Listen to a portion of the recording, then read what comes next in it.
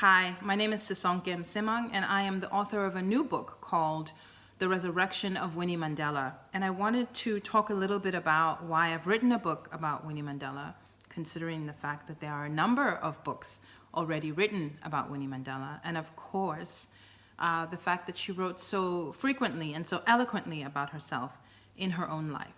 So whether you are a student or a teacher or a member of a book club or somebody who's simply interested in politics and current affairs in South Africa, or a bookseller, I thought I should have an opportunity to give you my own spin about why I think this book matters.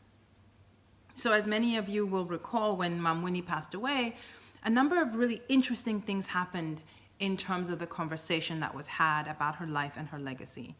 Three things worried me in particular. The first was obviously that she was depicted as simply being Nelson Mandela's wife, as though everything she did was only in service of her love for this man. The second depiction was as though she was somehow a bizarrely violent person. And then the third was as a scandal-prone individual.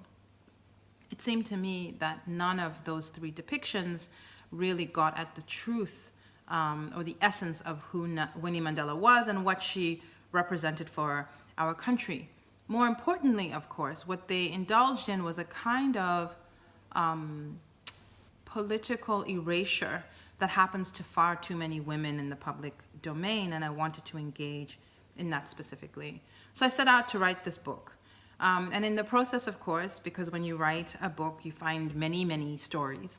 And in the process, it became clear to me that there are a whole range of other stories that I thought were important to tell.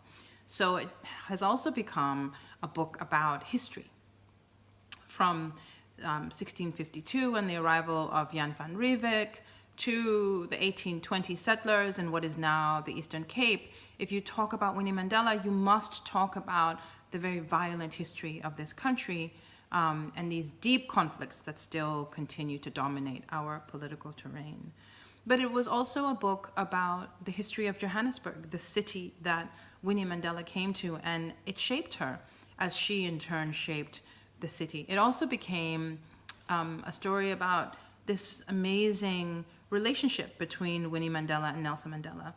And as I read more and more, it became very clear to me that Winnie Mandela chose Nelson Mandela, perhaps before he even chose her.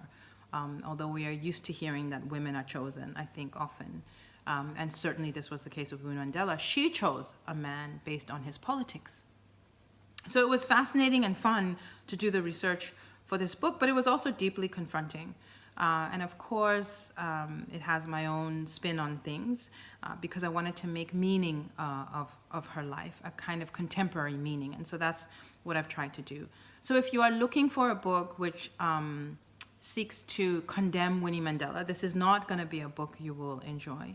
And if you are looking for a book that seeks to exonerate her and create her as though she was perfect, this is also not the book for you. I have tried to do something far more complicated, which is to weigh in on what she meant to us as a nation and what her legacy means for us today as we head into a very contentious election in 2019. So I hope you enjoy it. I hope you think about and grapple with what it means. And I hope that you, more importantly than enjoying it, I hope that you talk about it with friends and family and those that you care about. Thank you.